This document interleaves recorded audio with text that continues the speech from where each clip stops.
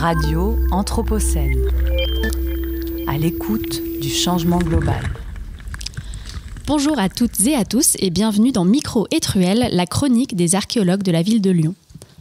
En ce début d'année 2025, l'Hôtel-Dieu de Lyon est à l'honneur pour un cycle de présentation de plusieurs vestiges découverts entre 2011 et 2017 lors de l'ambitieux chantier de réhabilitation des bâtiments. Nous recevons aujourd'hui Clémence Meige, céramologue, c'est-à-dire spécialiste des objets en céramique, qui travaille au service archéologique de la ville de Lyon. Bonjour Clémence. Bonjour Naïs. Clémence, vous publiez dans la revue archéologique de l'Est un article sur un ensemble de céramiques découvertes à l'Hôtel-Dieu et vous avez choisi aujourd'hui de nous en présenter un objet de ce lot. Est-ce que vous pourriez tout d'abord nous le décrire? Donc, à quoi ressemble-t-il et de quand date-t-il? Avec plaisir. J'ai choisi un vase en terre cuite remontant au premier temps de la période moderne. Plus précisément, il s'agit d'une casserole en céramique grise datant du courant du XVIe siècle. C'est en fait un récipient à fond plat, de forme arrondie à ovale, et dont la partie haute, légèrement rentrante, se termine par un rebord évasé, un peu aplati. Lors de sa découverte, il était brisé en une dizaine de morceaux, mais nous avons pu le remonter en laboratoire et ainsi restituer ses dimensions d'origine, qui sont d'environ 12 cm. Son diamètre d'ouverture comme son fond sont à peu près aussi larges et mesurent aussi 12 cm.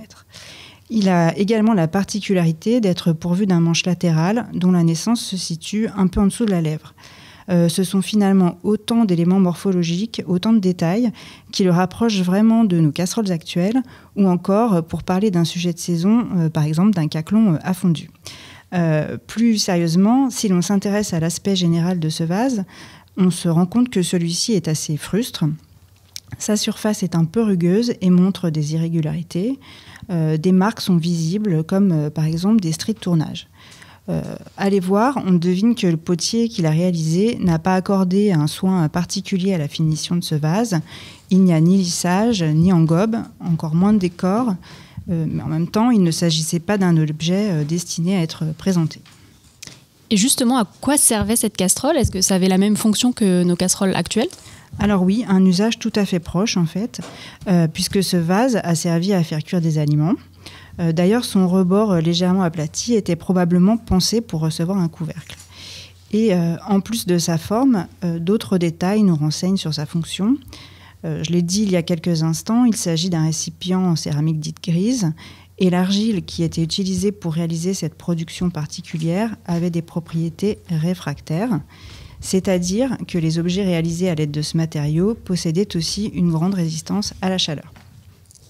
Autre indice, le fond de ce vase est légèrement noirci, ce qui nous confirme qu'il a été en contact avec une source de chaleur importante.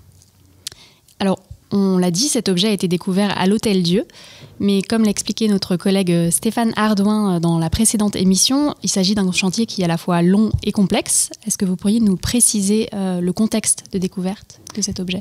Oui, tout à fait. C'est vrai qu'il est important de le décrire, d'autant plus que ce contexte n'a quasiment plus rien à voir avec l'Hôtel-Dieu que nous connaissons désormais.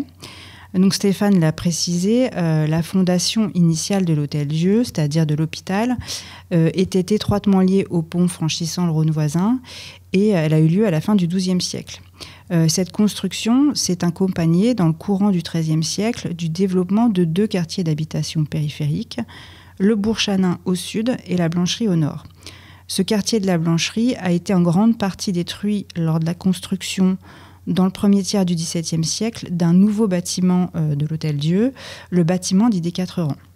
Et c'est dans les décombres de ce quartier, si je puis dire, qu'a été retrouvée la casserole dont nous parlons aujourd'hui. S'agissait-il donc des restes d'une ancienne cuisine ? Alors non, pas vraiment. Je m'explique. 2 des maisons qui ont été démolies pour laisser place au nouvel édifice possédaient des latrines, c'est-à-dire des sortes de toilettes sèches, construites en creux et maçonnées. Et après l'abandon des maisons, juste avant la construction du nouveau bâtiment, ces latrines ont servi de dépotoir, probablement à l'échelle du quartier. Et lors de la fouille, on a retrouvé de nombreux éléments qui ont été jetés à l'intérieur de ces latrines. Donc d'abord des centaines de tessons de céramique, dont ceux appartenant à la casserole, mais aussi de la vaisselle en verre, des restes d'objets métalliques, des déchets de boucherie ou encore des éléments de construction, ou plutôt, dans le cas présent, de déconstruction. Alors, pour en revenir maintenant à notre objet du jour, pourquoi est-ce que vous avez choisi de nous présenter cette casserole en particulier ? Qu'est-ce qu'elle a de spécial, de spécifique ? Alors, nous avons déjà plusieurs informations concernant la vaisselle en céramique de cette période, c'est-à-dire du XVIe siècle. Et d'ailleurs, une part importante de la documentation qui nous éclaire à ce sujet provient d'autres fouilles archéologiques réalisées sur la presqu'île, notamment dans le cadre de la construction de parkings souterrains. Néanmoins, dès après les fouilles, lorsque j'ai commencé l'étude des céramiques en laboratoire, dans un temps qu'on appelle également la phase de post-fouille, je me suis rendu compte que certaines des pièces qui étaient devant moi ne m'étaient absolument pas familières, en particulier cette casserole façonnée dans une pâte grise. Et comment avez-vous étudié cet objet ? Alors d'abord, je l'ai décrit, je l'ai également photographié et dessiné. Dessiné au sens de relevé, comme un relevé technique, non, il ne s'agit pas d'un dessin artistique. Et je me suis ensuite tournée vers les différentes sources à ma disposition pour tenter de trouver un ou des comparatifs sur d'autres sites archéologiques ou dans des collections muséales, par exemple. Et donc à l'échelle de la région Rhône-Alpes, pour laquelle nous disposons de références quand même abondantes, mes recherches se sont avérées infructueuses. En revanche, en étendant mon périmètre d'investigation, notamment plus au nord, j'ai trouvé un vase identique en tout point et remontant à la même période. Il a été mis au jour dans les années 80 à l'occasion de prospections subaquatiques dans la Saône, à quelques kilomètres au sud de Chalon-sur-Saône. On a alors supposé que cette casserole, comme les autres céramiques découvertes au cours des prospections, venait d'ateliers de potiers situés dans le village tout proche de Sevray, en Saône-et-Loire donc.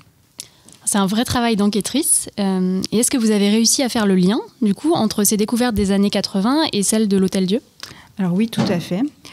Pour les périodes médiévales et modernes, le village de Sevray et les céramiques qui ont été produites font actuellement l'objet d'un programme de recherche spécifique dirigé par mon collègue Antoine Guichetot, que je salue d'ailleurs au passage. Et dans le cadre de ce programme, des analyses physico-chimiques portant sur la composition des céramiques de Sevray et sur celle de certaines des céramiques de l'Hôtel-Dieu ont été réalisées au laboratoire de céramologie de Lyon. Et s'agissant du cas qui nous intéresse aujourd'hui, elles se sont avérées tout à fait probantes, c'est-à-dire que la casserole du quartier de la Blancherie a bien été fabriquée dans les ateliers de Sevray. C'est donc une belle découverte qui nous permet vraiment d'identifier précisément cette casserole. Et si on essaye d'élargir maintenant un peu notre vision, qu'est-ce que ça nous apprend de manière plus générale sur l'histoire de la ville de Lyon, sur les habitants de la ville à l'époque moderne ? Alors, pour la première fois, il nous est désormais possible d'affirmer sur la base d'analyses réalisées en laboratoire que des céramiques produites dans la région chalonnaise ont approvisionné le marché lyonnais au cours du XVIe siècle, certainement via la Saône. Par ailleurs, cette casserole est maintenant répertoriée sous le numéro 1 dans le catalogue des récipients en terre cuite en usage à Lyon au début de la période moderne. Et elle pourra donc servir de marqueur chronologique, c'est-à-dire de jalon, dans le cadre de prochaines études. Et est-ce qu'on a d'autres exemples de ce type à l'Hôtel-Dieu ?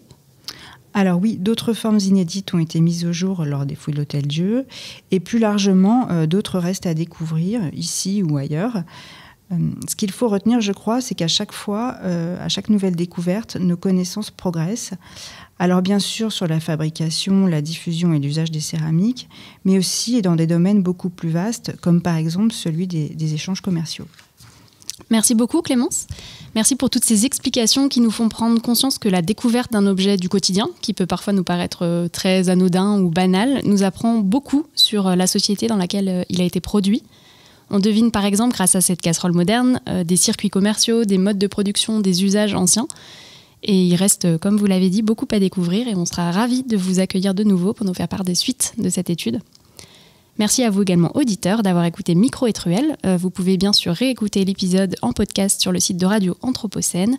Et je vous donne rendez-vous le mois prochain pour recevoir Axel Saint-Lô, archéo-anthropologue au service archéologique de la ville, qui nous parlera du sujet des nombreuses inhumations retrouvées à l'Hôtel-Dieu. Radio Anthropocène. À l'écoute du changement global.